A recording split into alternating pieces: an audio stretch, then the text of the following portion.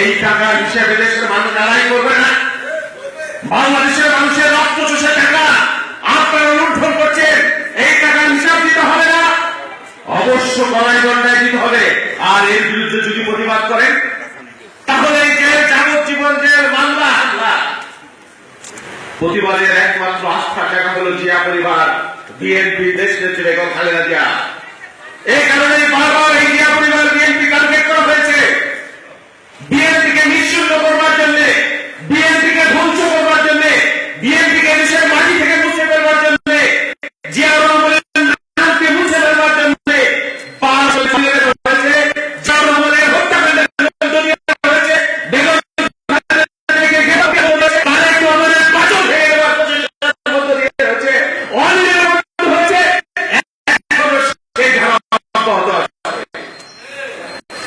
জিয়া পরিবারকে ধ্বংস করালে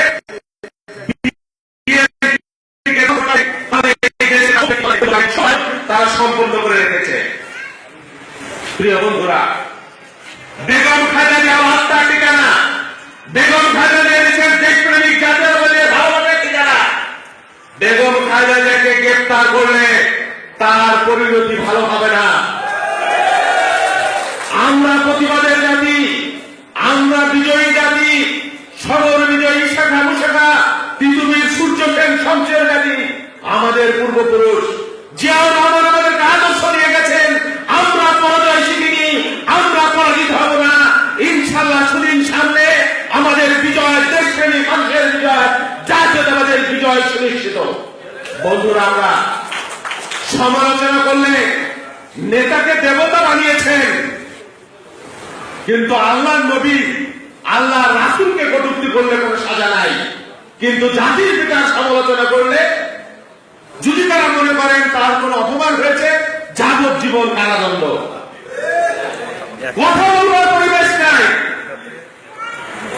আর যারা কথা বলবে, প্রতিবাদ করবে, এইভাবে ধরে ধরে ক্রস ফায়ার করা হবে। কেন করা হবে, কি কারণে করা হবে, কেন করছে?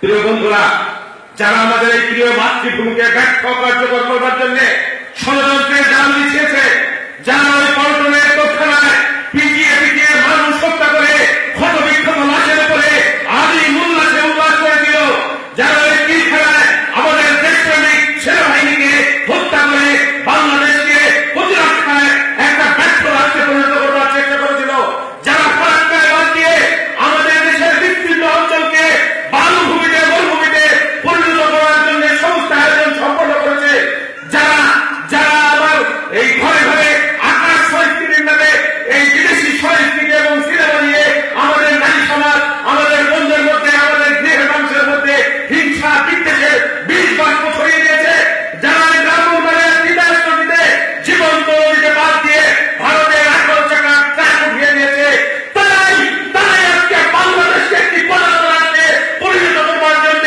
বাংলাদেশকে একটি আধিপত্যবাদের কেন্দ্র পরিণত করবার জন্য আজকে জাতীয়তাবাদীদের উপর নির্যাতন করছে। তারা এই বেগম খালেদা জিয়াকে গ্রেফতার করবার ষড়যন্ত্র করছে। বন্ধুরা আমার, বাংলাদেশের মাটিতে কখনোই কোন ষড়যন্ত্রকারী স্থান হয়নি। বাংলাদেশের মাটিতে কখনোই কোন আধিপত্যবাদী চিরদিন এখানে মাথা তুলে দাঁড়াতে পারেনি। এদেশে এখনো কোটি কোটি জাতীয়তাবাদী মানুষ রয়েছে, এদেশে এখনো কোটি কোটি ইসলামী মূল্যবোধের মানুষ রয়েছে।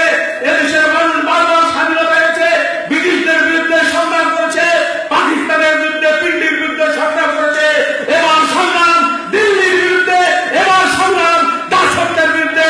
এই সংগ্রামে আসুন আবার আমরা বৃত্তি দিয়ে 14 ডিসেম্বর মতো আবার রাজপথে আমরা ঐক্যবদ্ধভাবে প্রতিরোধ করে তুলি, প্রতিবাদ করে তুলি। ইনশাআল্লাহ সেই সংগ্রামে নীলফামারী থেকে আপনারা আওয়াজ তুলেছেন।